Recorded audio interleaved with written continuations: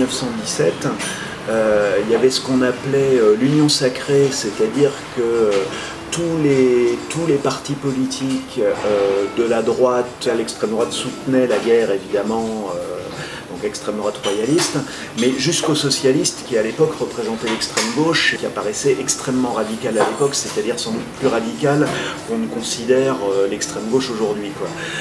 Donc tous ces gens-là étaient au gouvernement, donc y compris d'ailleurs les socialistes n'ont pas vu, en tout cas leurs dirigeants, n'ont pas vu d'un bon œil la révolution russe. Par contre, au sein du mouvement socialiste et au sein du mouvement syndical, il y avait des petites minorités qui, elles, ont été tout de suite sympathisantes des bolcheviks, mais qui n'avaient pas le droit de s'exprimer déjà dans le cadre de leur parti ou du syndicat CGT. Plus, comme c'était une période de guerre, il y avait une censure.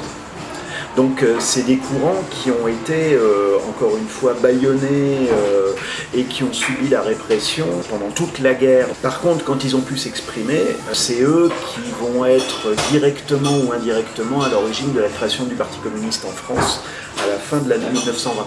Après 1945, l'État soviétique est plus considéré comme un danger social du point de vue des classes dirigeantes françaises. Il va y avoir tout un dispositif pour pouvoir parler de la révolution russe en éliminant justement tout le danger révolutionnaire, tout ce qui pourrait être applicable à la France. Et donc là, on va justement dire que la révolution russe, elle est uniquement russe.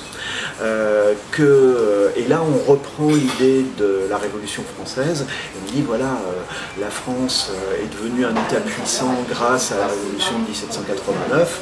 L'URSS, qui est une des grandes puissances, elle est née de la Révolution et quelque part, la Révolution est justifiée par la puissance de l'URSS. Et donc, on évacue totalement la contestation sociale, la révolte dans les armées, les ouvriers qui prennent les usines, les paysans qui prennent les terres, voilà, tout ça c'est gommé ou c'est renvoyé vers une situation purement russe. Il n'y a pas un seul intellectuel russe et surtout pas un seul intellectuel russe contestataire au XIXe siècle qui n'a pas lu tout ce qu'il pouvait trouver sur la Révolution française, aidé en cela par le fait que dans les classes privilégiées de l'Empire russe, on parlait le français. En Russie, même avant 1917, on a utilisé la Révolution française comme modèle et comment en 1917 jusqu'au moins en 1927, les révolutionnaires russes passaient leur temps à utiliser la Révolution française pour essayer de comprendre leur propre révolution.